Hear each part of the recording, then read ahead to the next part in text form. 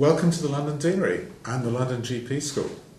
I am John Spicer. I've been a GP in Croydon, South London, for 25 years or so, and the head of the GP School here for 2 years. You will be a GP trainee in one of our 29 schemes in London. We have about 1,400 GP trainees altogether.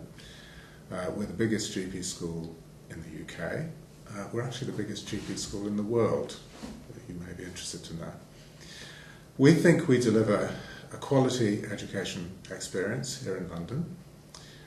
We have skilled, capable teachers both in primary care and secondary care. And you're going to be learning to do one of the most difficult jobs in medicine, how to be a generalist. You may ask what generalism is all about. Well, it's about looking after people of all ages, all shapes, sizes, rich and poor, for almost all their medical problems. Now that means thinking about their physical, social, psychological issues.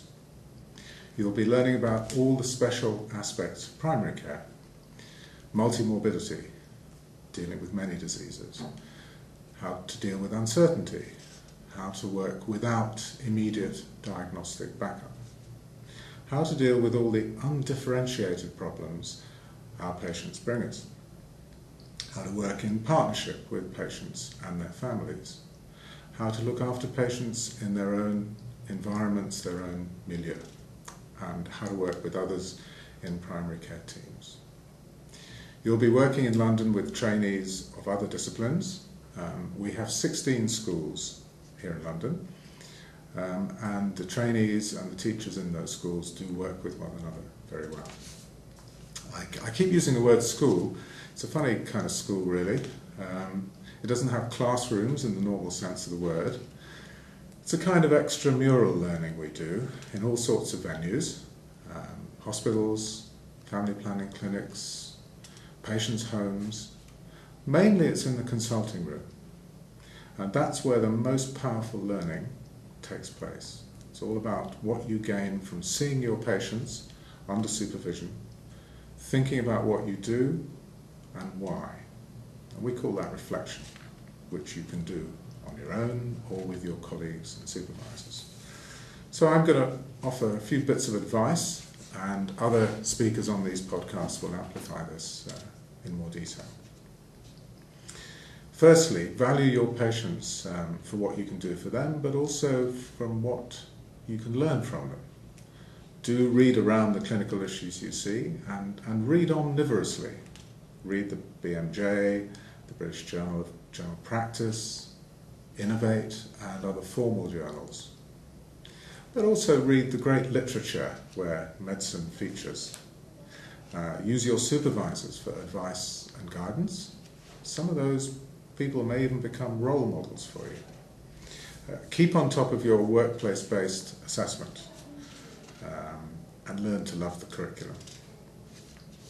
Now, you may have heard about something called ARCP, the Annual Review of Competency Progression. Your progress as you go through the programme will be followed by your education supervisor, who you'll meet from time to time. And there's the formal process, which I've just referred to, called ARCP, where a panel meets and reviews your progress independently and agrees you're moving on from one year to the other. Now, mostly you don't need to be present at this process.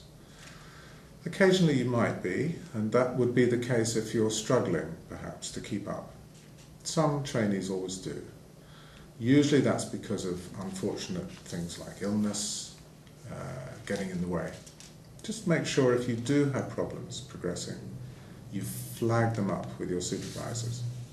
There's lots of help available, but as long as we know about it, we can offer that help. Now, I just want to say a couple of words about some interesting and unusual things going on in GP training in the next year or two. You'll meet a group of ST4s, there's about 60 of them around town, doing all sorts of innovative projects. Now, they're going to be doing that as a way of bringing new ideas into GP training in London. They're going to be working on among other things, population health, leadership, management, education work, and lots of other things.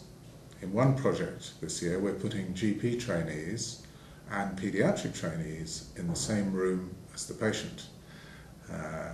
This is going to be a very exciting, innovative piece of work about learning together and approaching integrated care. Some trainees are going to be working in prisons and other unusual places as part of their programs. Some of you may wish to go abroad on an out-of-program experience, and there's more information on that available if you wish it. So a couple of bits of advice to finish off with. Heads are wont to do this, and it's part of the job. Do make the most of your program. Do keep on top of your workplace-based assessment and the e-portfolio on which it's all recorded. Do engage with your trainee representatives, and you may even wish to consider being one for your scheme. Do remember to complete the annual GMC trainee survey that comes around every spring. That's one way the GMC keeps on top of how trainees' experiences are going. And as I said earlier, do inform us in the GP school if you have any change of circumstances. I just want to say good luck with all your placements, your exams, your experiences, and welcome to London.